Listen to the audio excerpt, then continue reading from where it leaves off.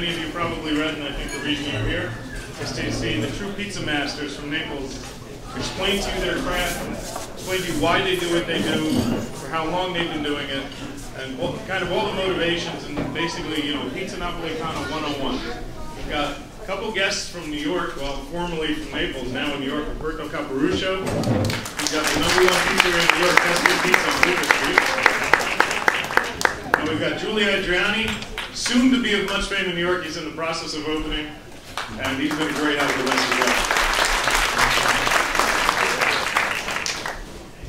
Our true honor really is to have Adolfo Marletta and Antonio Starita with us. Adolfo owns a place called La Spaghettata, and Adolfo is much younger than you would probably think.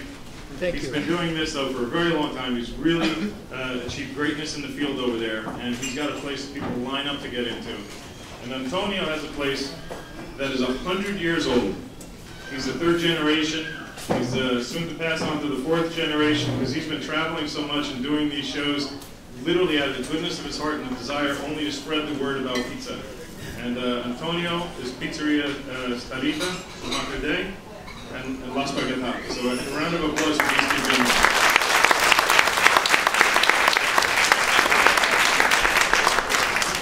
Non ho capito niente, però ringrazio. I didn't understand anything, but thanks. I really want to take you from the very beginning of the process to the end of the process. We consider this very, very simple. It's still very difficult. It's very simple in that we use simple, good ingredients. We use a simple, fast cook, and we use some simple technique. But mastering is what takes a long time. These guys have mastered it. These guys go on, they train other people in it, and they train people because they really want the authenticity of Neapolitan pizza to spread. So Roberto and Adolfo, they're going to show us how to make dough. And everybody leaves here today is going to leave with a 1 kilo pack of puto flour. So I'm sure you're going to be very interested to do this at home. So pay close attention.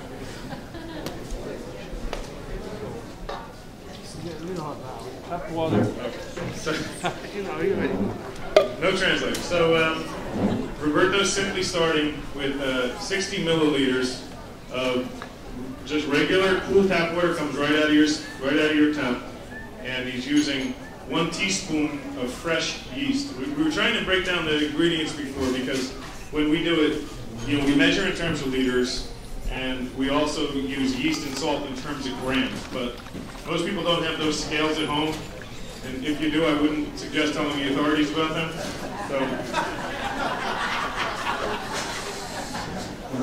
So essentially, we're using a teaspoon of fresh yeast, and what we are going to do is we're going to pass around a piece of paper. Everyone, if you have not given your email address, to leave it, because we will email you this exact recipe that we employ.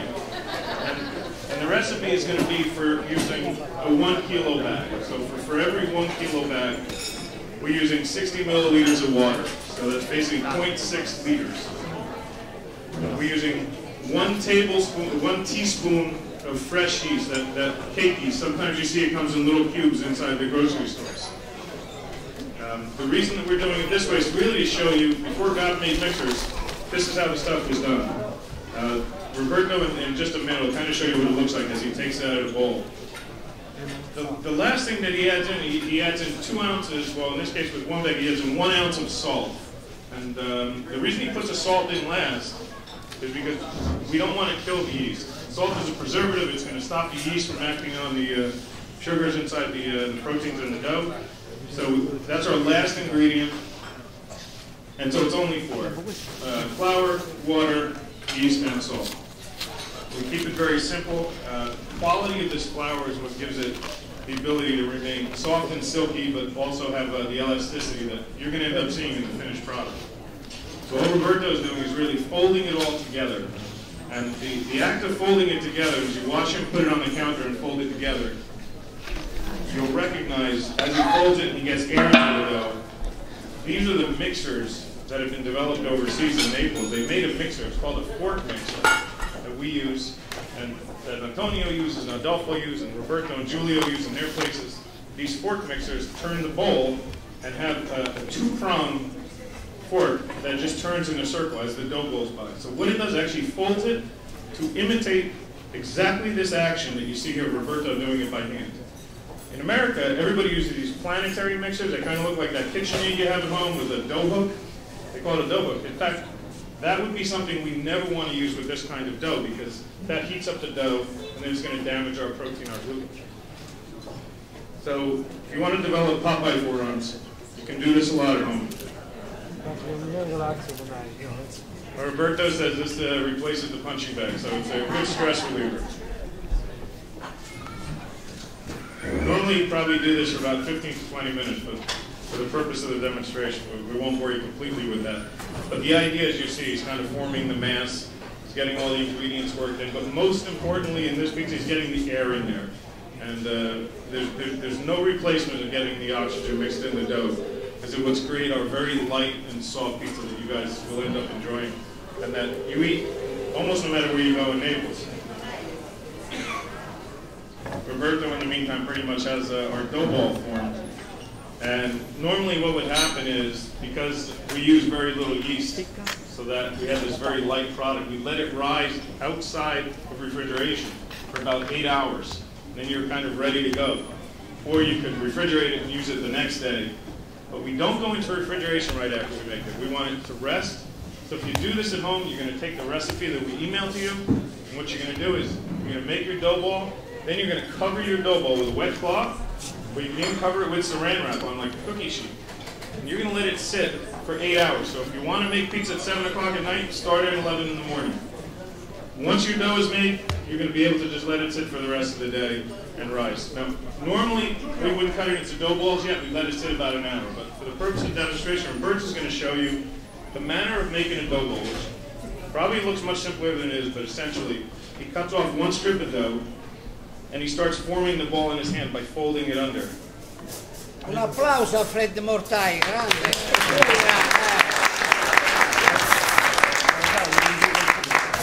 Is the same way you make the mozzarella. Roberto just said something very important. When they make the dough ball and they fold it like that, there's an act that's called mozzare. And mozzare is where the word mozzarella comes from. Because when you make mozzarella, you make fresh mozzarella from curd that you heat up, and you start folding it on, you make it fall, and that mozzarella ball, mozza, that's where it gets the word mozzarella. So really that cheese had no name. It's the act of how you make it where the name comes from. And a dough ball is formed exactly the same way. For our purpose, it's very important that we make the dough ball this way because we want air in it and we want it to be light. So basically you see that from the 1 kilo of flour, that 2.2 pounds that Roberto used, and he and Adolfo ended up making 6 dough balls. So you make 6 pizzas. I have to say, one of the things I noticed, we were just in Las Vegas doing a pizza expo, where these guys were demonstrating the use of the products, the tomato, the flour, etc., to a trade. And the trade were restaurant owners from around the country and distributors from around the country. And most of them were amazed because they're used to seeing guys go in pizzerias and twirl this stuff around and, you know, comes out really cold and it's hard. No good. No good. And they said, well, he's barely touching it, and it's opening up like this so quickly. So why? It's the quality of the flour.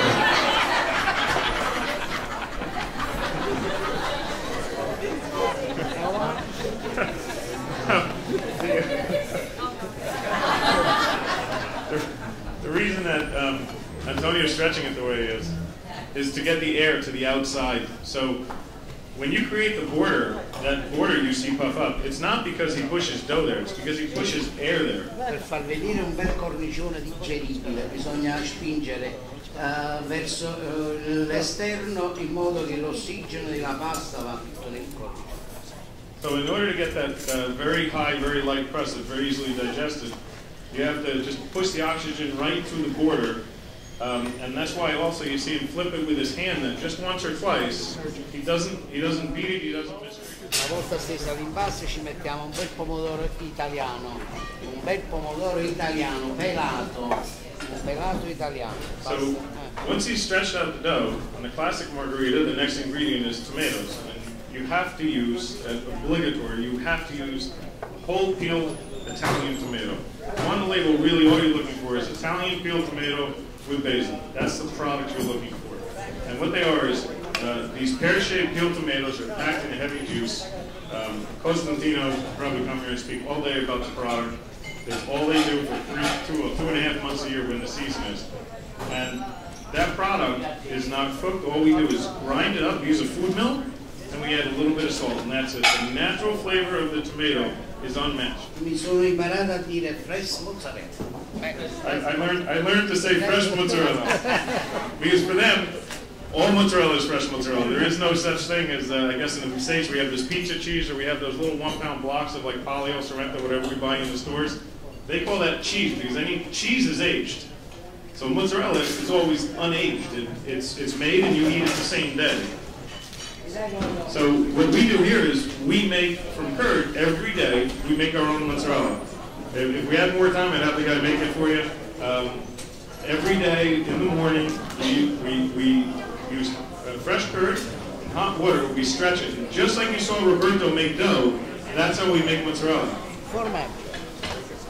In this case, Antonio is using Parmigiano Reggiano, a little bit of grated cheese. You could also use Pecorino Romano, so the sheep's milk cousin, if you will. Basilico. Fresh basil. Da spezzare. Antonio said he's breaking the basil because it allows the perfume of the basil to come out even more. Olio extravergine di oliva. Extra virgin olive oil is your last ingredient. Just a swirl of extra virgin gives that last touch that's really needed.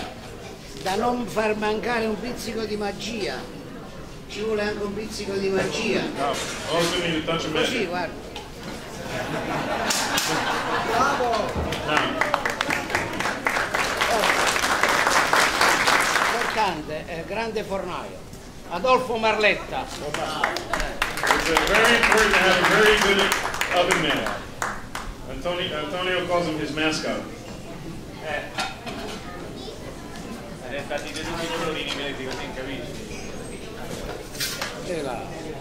Una margherita pari a un babà, diglielo allora. Un babà napoletano. This is a margarita that he says equivalent to the baba. The baba is basically the rum puff that they make, almost like a rum sponge cake. And you see that because of the air that's inside that border.